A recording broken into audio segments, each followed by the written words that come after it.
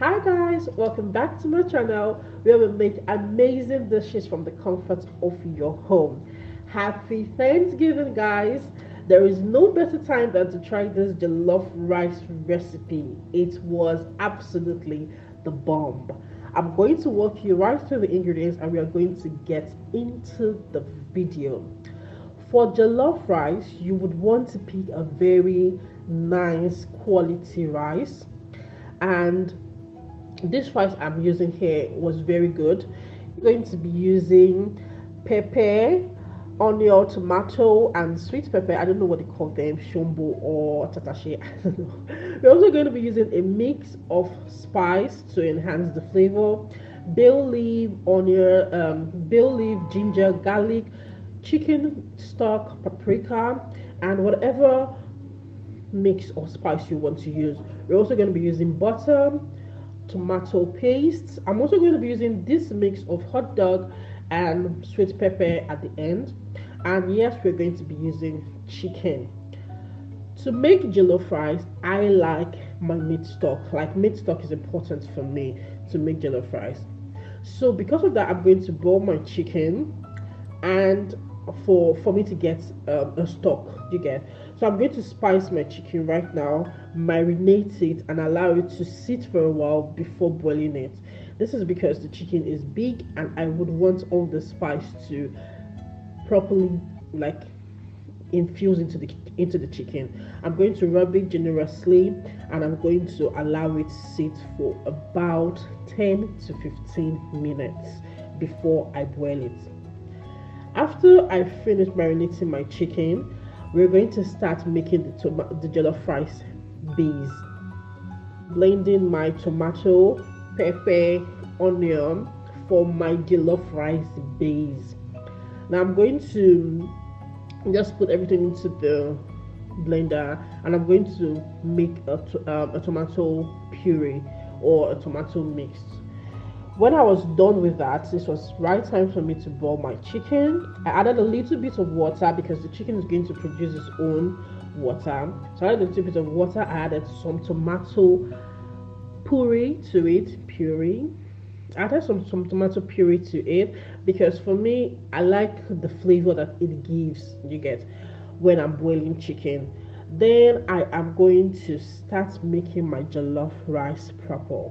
Now, if you're making jollof rice, every single thing adds to the flavor. So when you are cooking, be patient with your jollof rice. When I add my onion to my hot oil, I am going to allow it fry properly. You want to allow it fry properly because this is an important step. Every step is important for flavor building, you get. So I'm going to allow it fry properly until it is well fried and cooked. And when I was done with that, when I was satisfied with how it looks and how it smells and everything about the whole frying, I am going to add my tomato paste. When I added my tomato paste, I'm also going to allow it fry properly because, like I said, every step is important for flavor building. This is the important parts of making a jollof rice, to make sure that your flavor, like the jollof rice, is well flavored and very juicy at the end of the day. So I'm going to fry my tomato paste until it is well fried. Now for me, I cook, okay, cooking, you do cooking with your eyes and with your nose basically. So I know when my tomato paste is fried enough for me to add in my tomato puree, you get. So I'm going to fry my tomato paste very well. Make sure, be patient, be present, don't leave your tomato paste to burn. So I'll be there stirring until it is well cooked. When it was well cooked, I added my tomato mix, my tomato blend that I had. And when you add your tomato blend, you still allow it fry properly because at this point you're trying to make like a base, like a stew base for your jollof rice to cook. And I'm going to come back and show you what it looks like when it is cooked or ready for you to add your rice or your spice or whatever.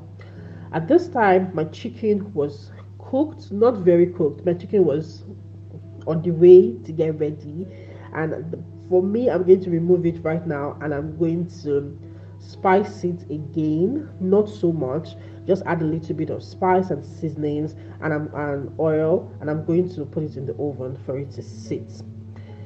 So you can see my stew is already getting there, it's getting ready, it's getting there. So to this, I'm going to be adding some spices. As I'm still allowing it to cook because it's not yet there. I'm going to be adding some spices. Remember, you do not want to over add your spice in any step, because remember, we have a stock. We are going to be adding stock, and so we want this taste to be just moderate. I'm going to be adding spice. You can use whatever mix you want, but I added what I mentioned in the beginning of the video. At this point, my stew was looking, it was getting there already. How you know that your stew is cooked is when like the oil is above the tomato. Do you get, like, it's not mixed in together? So at this point, I'm going to be adding my meat stock to my stew. And this you have to cook your jollof rice on low heat, guys, very low heat, because you don't want it to just burn without it cooking at all. So your heat should be very, very low. I'm going to be adding my meat stock, and I will allow it to cook for a bit. I really don't like parboiling my rice, so I wash my rice until the water is clear. I like adding my rice to my tomato mix or to my stew as it is on the fire. So I will rinse my rice and rinse and rinse and rinse until the water I'm using to rinse the rice is clear. Some people say is to remove the starch. I think it's to remove the starch anyway. It's to remove the starch, to remove the excess starch from the rice and all of that. So you can do it this way. You can parboil your rice if you want, but I actually prefer this method. So when my water was clear enough, my stew base was ready. You can see how it looks, and this is the right time for me to add my rice. Remember, guys, don't add too much water to your rice at all. Your water is not what cooks your rice. Do you get? It is the steam that cooks your rice. Steam. So you don't want to add water to your rice too much. If not, you end up having a soggy jollof rice. So you can see the way this rice is like this, eh? I just added small, tiny bit of water, like a glass of water. I'm going to be adding my bay leaf for more flavor, and then I'm also going to be adding some spice. You know, I spiced my stew already, so I'm going to be adding very little spice. This spice was just a mix of everything. It was a mix of ginger, garlic, pepper, seasoning cube, curry. This was just a mix, and I stirred it properly. And then when I stirred it properly, I am just going to use my foil paper. I'm just going to use a foil paper to cover my pot, and then I'm going to cover my pot.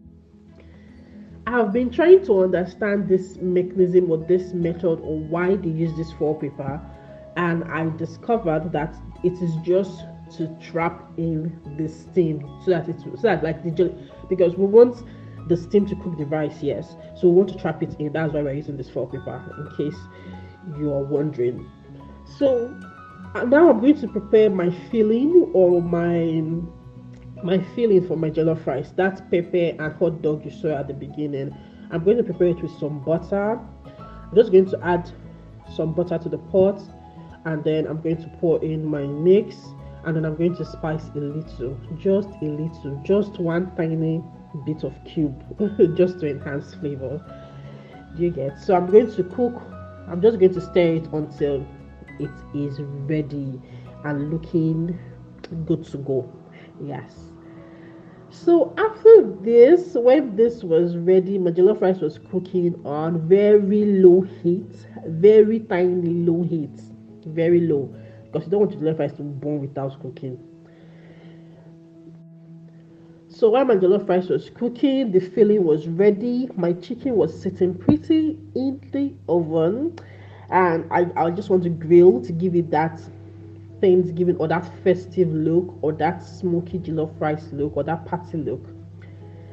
Now this is the first time I'm opening the pot since I was cooking it. It was like after 20 minutes, and as you can see, the jollof rice is actually cooked with that tiny water I used. This is a pack of rice, and with that tiny water I used, jollof rice was cooked. It wasn't soggy at all. Like, it was not soggy.